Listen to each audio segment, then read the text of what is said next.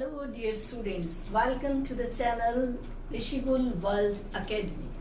We were doing unit first, that is some basic concepts of chemistry. Today's our topic uncertainty in measurements. Measurements में कैसे uncertainty को आप measure करेंगे देखते हैं. Measurements कैसे की जाएंगी? Precision and accuracy. Precision क्या चीज होती है? कैसे वो precise value होती है? देखो इसके अंदर it is used to measure the difference between a measured value and average value. Average value जो बार बार एक्सपेरिमेंट करके हमारे पास वैल्यूज आती है उनकी एवरेज निकाल के. Measured value and average value for a series of measurements. जो बहुत ज्यादा आपने उसमें वैल्यूज निकाल ली उसकी एवरेज और मेजर्ड वैल्यू इनके बीच में जो डिफरेंस होता है दैट इज प्रिसीजन. एक्यूरेसी में क्या होता है? It is used to measure the difference between measured value and true value. उन दोनों के बीच में जो डिफरेंस निकालना हो that is accuracy. And scientific notation, ये आपको अच्छे से याद होगा, पहले भी आपने सीख रखा होगा. डेसिमल में शिफ्टिंग करते हैं कैसे. A number is expressed as a number between 1.000 to 9.999. इनके बीच में जो नंबर्स होंगे हम उसको कैसे एक्सप्रेस करेंगे? मल्टीप्लाइड और divided by 10 with its exponent. अब इसमें देखो कैसे करते हैं. अगर आपके पास कोई नंबर है ऐसे 323.49, अगर आपने इसको लिखना है 3.2349 तो कैसे करोगे इसको? डेसिमल कहां शिफ्ट करो? ये कौन सा हैंड है? Left side. 3.2349. अब 10 की पावर जो है प्लस में आएगी या माइनस में आएगी? डेसिमल देखो कौन सी साइड शिफ्ट हो रहा है बेटा? ये राइट साइड और ये लेफ्ट साइड. Left side. अब इधर देखो ध्यान से. If decimal is move towards left power is raise to plus number. Plus number में आ जाएगी. कितनी डिजिट शिफ्ट किया आपने? 1 2 10 रेज टू पावर 2. इसमें एक और तरीका भी होता है, ये तो आपने लर्न कर लिया. लेफ्ट साइड शिफ्ट होता है तो क्या आती है? पावर प्लस में नंबर आते हैं. राइट साइड शिफ्ट होगी तो क्या आएंगे? माइनस में नंबर आएंगे. अब इसमें देखो ध्यान से. ये क्या था? 323.49. अब आप इसको ओपन कीजिए. ये क्या होता है रियलिटी में? अपॉन 100 आ गया. आपको लिखना क्या है इसमें? 3.23. अब 3.23 कैसे आएगा? कितनी डिजिट होनी चाहिए? कम से कम नीचे 4 जीरोस होनी चाहिए. That means multiply by 100 and divided by 100. Clear is it? अब इन 4 जीरो से क्या बन जाएगा? ये 3.2349 इंटू 100 को क्या लिखेंगे आप? 10 रेज टू पावर 2. इस तरीके से भी कर सकते हैं. लेकिन अगर आप स्टैंडर्ड वे से करेंगे तो लेफ्ट साइड जब आप शिफ्ट करते हैं तो पावर किस में आ जाती है? प्लस में. और राइट साइड अगर आप डेसिमल शिफ्ट करेंगे तो किस में आ जाएंगी? माइनस में. तो ये था हमारा साइंटिफिक नोटेशंस. अब नेक्स्ट टॉपिक देखो बेटा. Law of chemical combination.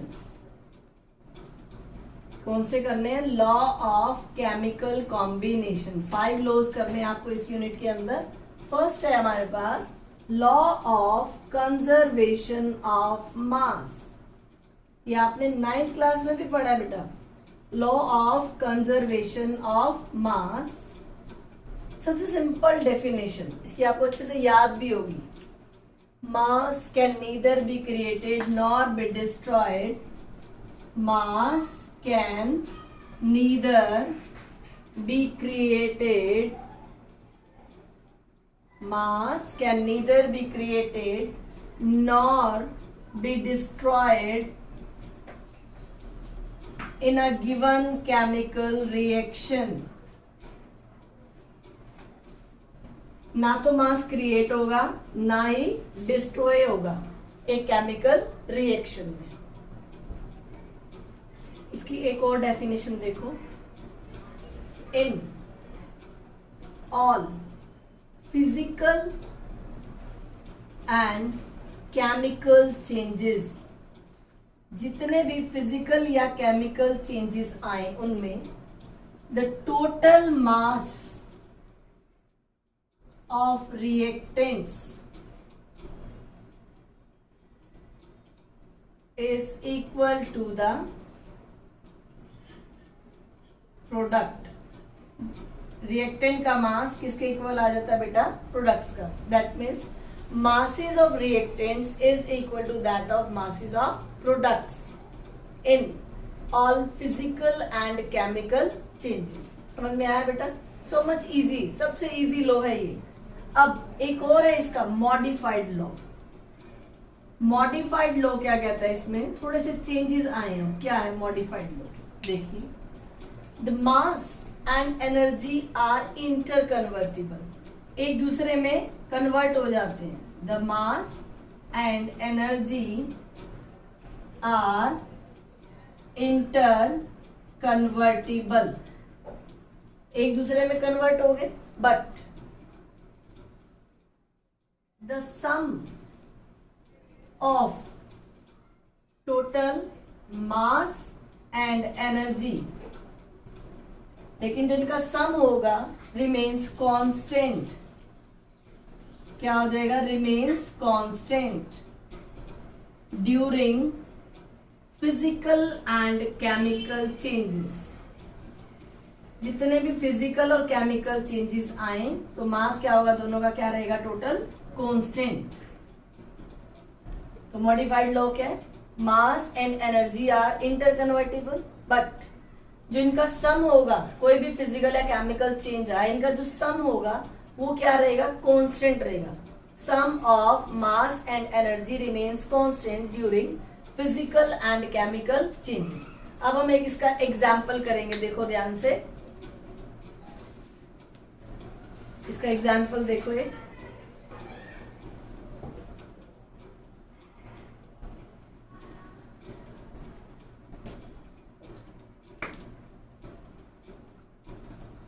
what mass of silver nitrate, what mass of silver nitrate will react with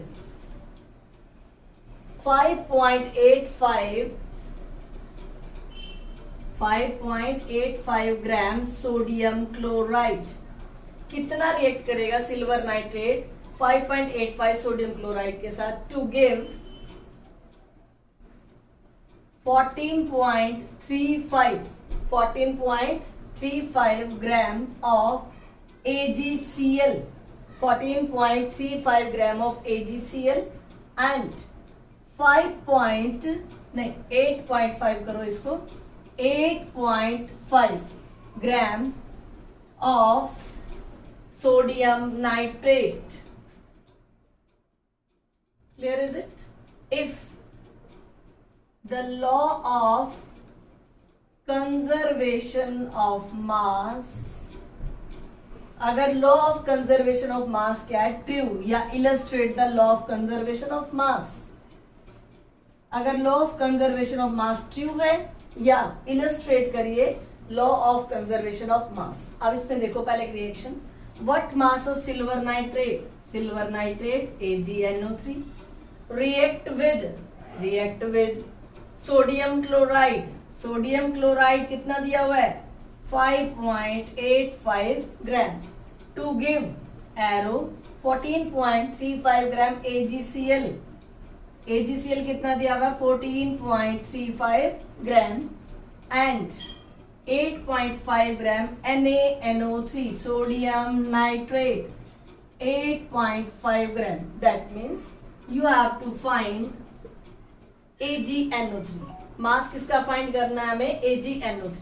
अब ये कैसे फाइंड होगा? देखो, मासेस ऑफ रिएक्टेंट्स, इन दोनों का सम कर दिया, किसके इक्वल आएगा? Masses of products 14.35 plus 8.5. अभी कितना आ जाएगा आपके पास?